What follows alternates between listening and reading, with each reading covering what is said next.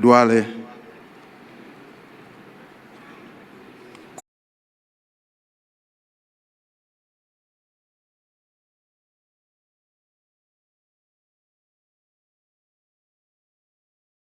since its inception,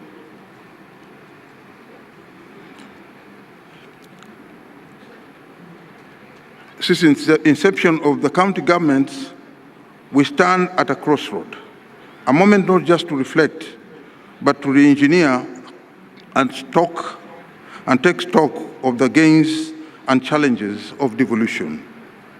I'm truly delighted that the Right Honorable Prime Minister, Raila Odinga, finally, I would like to conclude, for counties to truly become vehicles of equity and inclusion, they must go beyond the service delivery and embed the principles of justice and dignity into every aspect of governance. This requires a shift of mindset, investments in all systems that listen to and work for all people, and the political will to dismantle structural inequalities from the ground upwards. Baba Raila Odinga, tunakushukuru sana wewe kwa kuwa mkunga au mwanzilishi wa ugatuzi katika Kenya. Asante sana.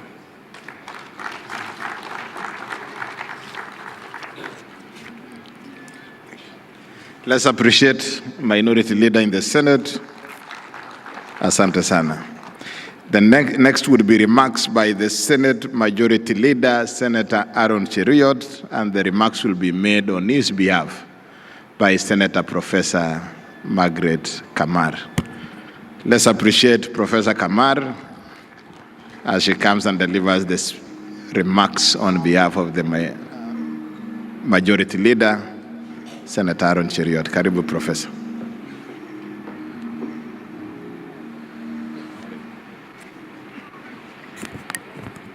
Thank you, Governor Sang. Your Excellency, the Right Honorable Prime Minister Raila Amolo Odinga, the father of devolution, as we all know, the chairperson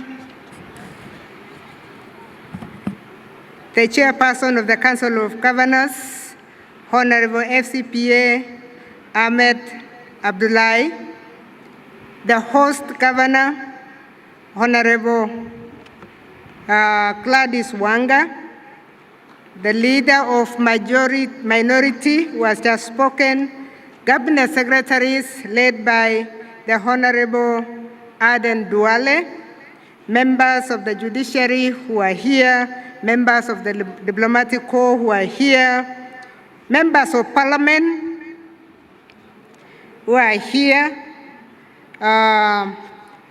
development partners, citizens of Kenya, ladies and gentlemen. Mine is going to be a brief one because I'm here, Your Excellency, for two things.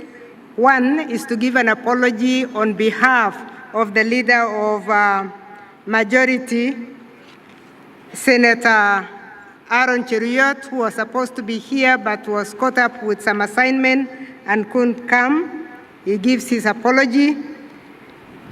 Number two, I would like to take the opportunity to introduce very briefly the senators who are here. If you can be upstanding just for 1 minute.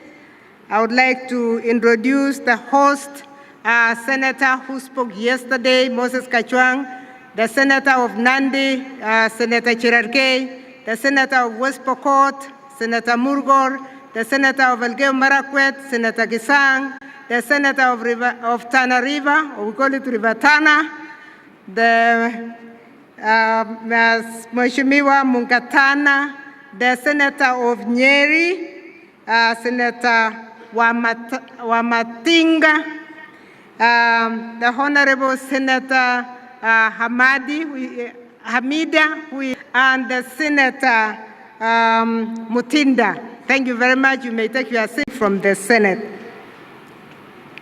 It is with profound honor and immense privilege that I join you at this second biannual Devolution Conference following the transition from the annual Devolution Conference, and I've given his apology why he's not here. The Devolution Conference, and this one in particular, serves as a pivotal platform for pertinent stakeholders to exchange exemplary practices, share experiences, evaluate the accomplishments achieved in the implementation of devolution, and identify both opportunities and challenges that have been encountered in the last 11.5 years.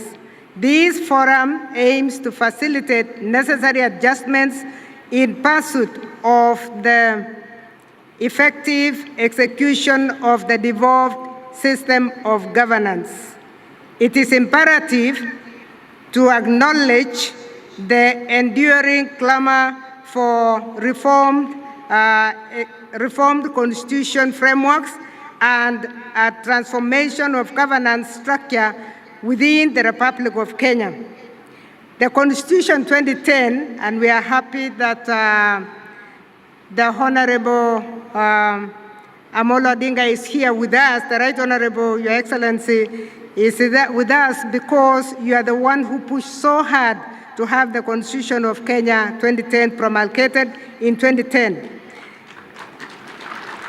When the Constitution was promulgated, it made provisions for a devolved system of governance as captured under Chapter 11 of the Constitution, and whose objects and principles are also provided for under Articles 174 and Articles 175 of the Constitution. And the roles are well stipulated between the two levels of government in Schedule 4 of the Constitution. Your Excellency and distinguished participants, it is in the facilitation of the functioning and operations of the devolved governments, the Constitution under Article 203.2 provides for a 15% of the equitable share of the national revenue to be allocated to the county governments. The county governments may also receive additional allocations from the national revenue, either conditionally or unconditionally, under Articles 202.2 of the Constitution. Resources are also provided under Article 204.2 through the Equalization Fund to provide basic services, including water, roads, health facilities, and electricity to marginalized areas to achieve the same level of development as other parts of the country in the principle of equity. The county governments are also empowered under Article 209 of the Constitution to raise their own revenue through what we call the own source revenue, in addition to the equitable revenue that is given by the national government. The Senate diligently fulfills its constitutional obligation of legislation, oversight, and representation concerning the formulation of the pertinent legislation related to revenue sharing, exemplified by the Division of Revenue Act, the County Allocation of Revenue Act, and the County Government's Additional Allocations Act. These legal provisions are paramount for the allocation of resources to devolved governments, which are indispensable for fostering socioeconomic development and throughout the nation. Your Excellency, the devolved system of governance is founded upon the principles of being citizen-centric, rooted in equity, inclusion, and social justice. The execution of devolution is intricately woven into both national and international development frameworks. This alignment is articulated through initiatives such as the bottom-up economic transformation agenda, the Kenya Vision 2030, the East African Community Vision 2060, and the African Union Agenda 2063, and the United Nations 2030 Agenda for Sustainable Development. It is fundamental to appreciate the that have been realized in various sectors since the evolution, which has been ongoing in the last almost 12 years. Capital development of modern early childhood education centers and vocational training institutions, provision of platforms for public participation,